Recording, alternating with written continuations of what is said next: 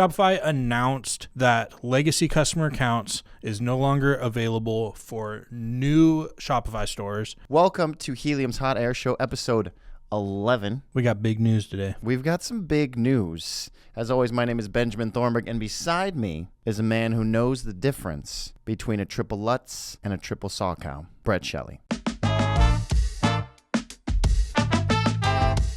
Helium's Hot Air Show. You watched a lot of Olympics, though. We watched some Olympics. Yeah. I actually don't know the difference. You do? You were telling me, you were like, there's different, and there's like one person that can do a backflip. The only difference I know is the axle. This is just proving my point. There's like 5 other types of jumps, and it's like if you're on one foot or the other or something. I don't even know. I know about the axle. That's all I got. There's a man who knows about the axle. We've got a great show for you today. Like Brett alluded to, we've got some big Shopify news that just dropped today. We're going to get to that. That's going to come later. We're going to start with that, actually. So we've got big Shopify news. That's not in the notes. I don't have notes, remember? Oh, We've been over this. All right, well, apparently Big we're going to start here. Shopify news today. Customer accounts. You may have been hearing rumors about it. Shopify announced that legacy customer accounts is no longer available for new Shopify stores. And if you're on new customer accounts already, they've made it so it's harder to switch back to legacy customer accounts. If you are still using legacy customer accounts, don't worry yet. They're not forcing you out.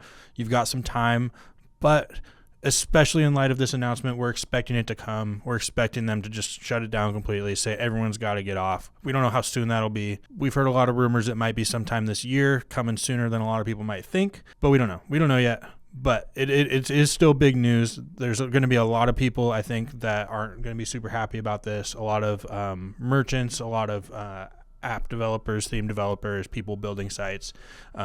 People have just relied on this for so long. There's so many customizations that you can do through legacy customer accounts that people love, and in some cases, like, it's a core part of their business. It's getting a lot harder to do that. New customer accounts just doesn't have full parity yet. You can't do everything people want to do with new customer accounts. Yeah, it was just a crazy announcement to wake up this morning. It's big because it was January 15th that Patrick Milligan said it's going to be a big year for new customer accounts, becoming the only customer accounts. And here we are, February 26th. You alluded to it, but I want to ask you directly, who should be the one panicking on Shopify reading that? I think the good news is that nobody really needs to panic yet. If you're already using legacy customer accounts, you still have some time. They're not like forcing anyone off at the moment. Probably the biggest immediate impact of this change is for anyone that is signing up for Shopify today or anytime after today, where they will not have even the option to use legacy customer accounts.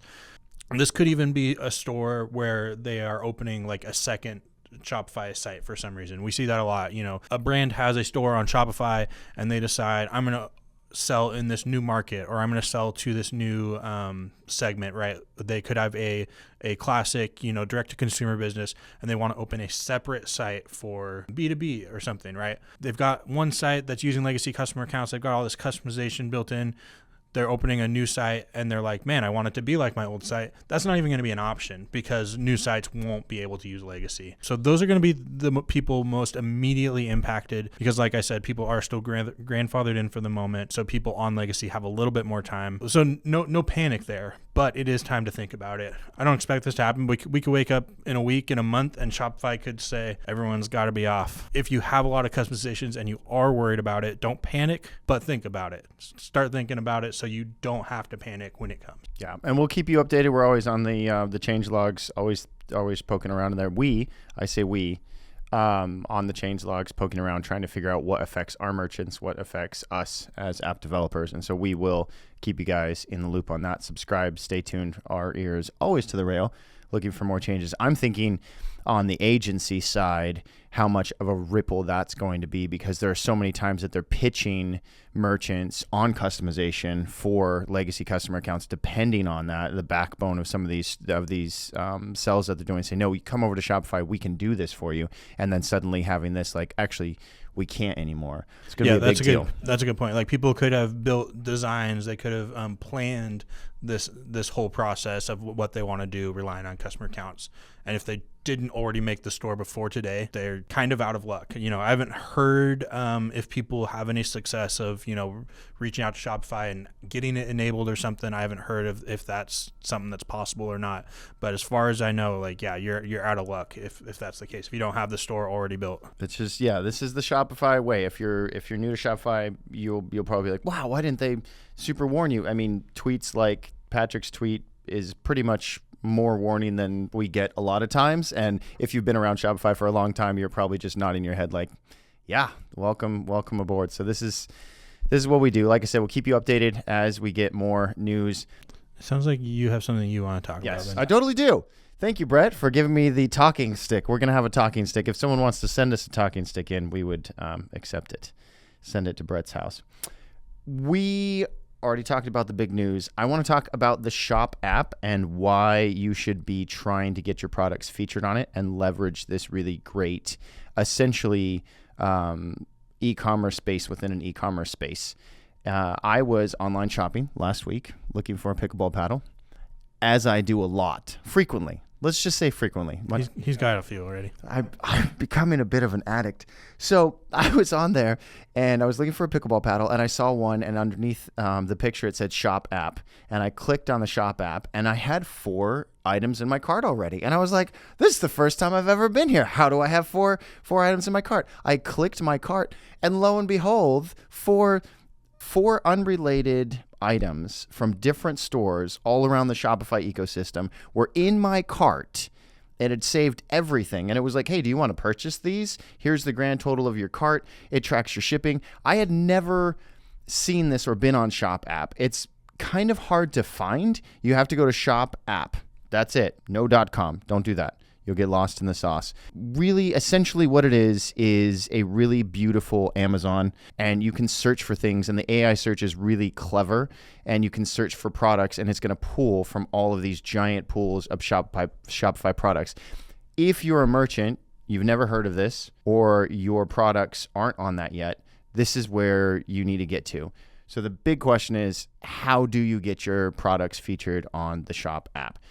Yeah, I just want to say, I think we talked about this before, talked about Shopify Checkout. The Shop app is technically like a separate thing from Shopify Checkout, but it's very integrated. It's and this is just, we talked about how Shopify Checkout is like one of the biggest features on Shopify. It's like the gold standard, really. Yeah, it's what you get out of the box with Shopify with their checkout experience is just crazy. And the Shop app is kind of part of that, I would say. Shopify Checkout essentially is now extended between multiple different shops at the same time through the Shop app. It is really cool because I'm guessing there's probably a lot of merchants out there that their products are out there on the Shop app and hopefully being purchased through Shop, and they don't even know it. Like, they didn't set it up, they didn't do anything. They're just out there because it is an integrated part of Shopify Checkout. When you're using Shop Pay for a lot of merchants, like you just set up your store, you enable Shopify payments and the Shop app and this stuff, which is all just very standard, very native. And this stuff just happens behind the scenes. Yeah. It's really cool. You're absolutely right. You have to enable the Shop Pay for your checkout.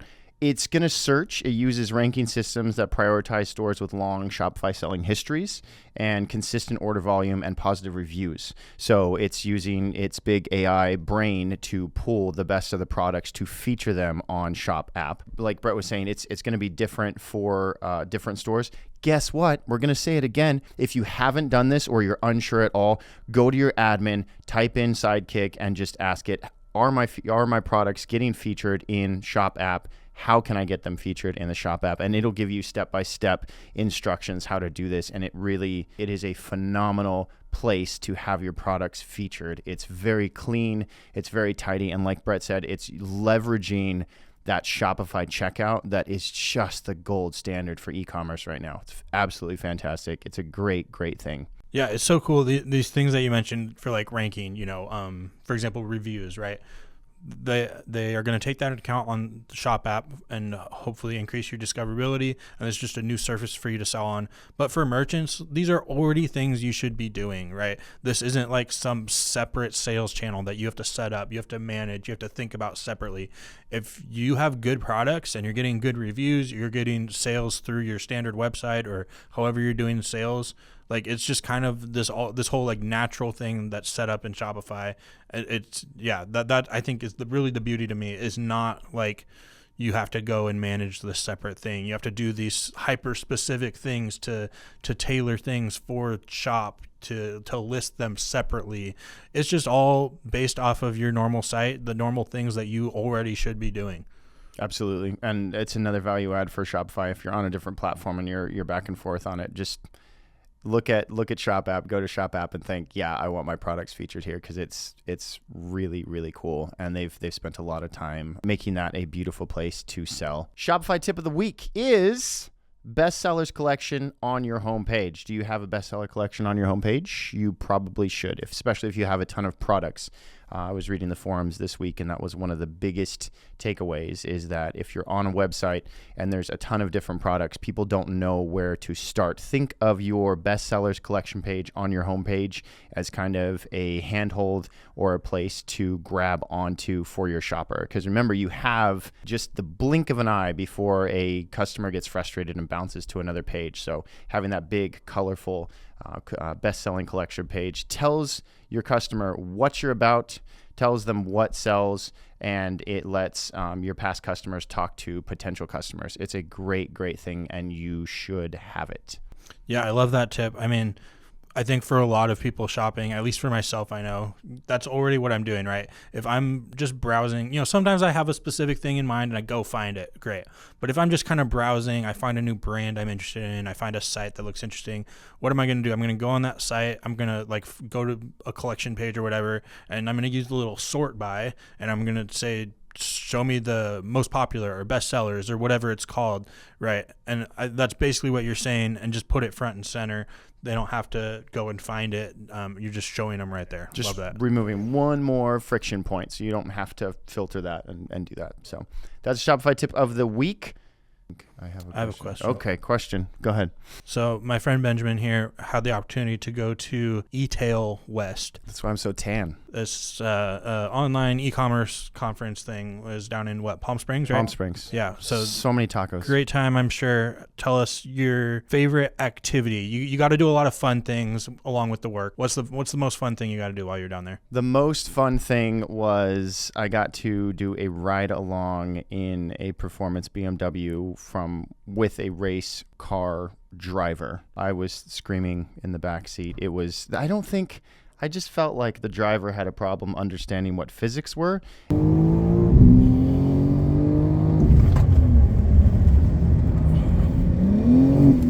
And every time I was like, I'm going to die at every single corner. For a minute, it was 1 minute and 3 seconds. And every single corner, I was like, I'm coming. Great time. A lot of merchants got to go out and drive. It was a partnership with Sea Monster. And it was a great time. It was a great minute of my life. It was 8 hours of 8 hours of working the booth and registering people, and 1 minute of just pure adrenaline. And it was great. It was really great. Yeah, I saw some videos. Looked like a lot of fun. It was, yeah. That's all we've got for you today. We'll see you all next time. Like and subscribe. We'll see you next time. Bye.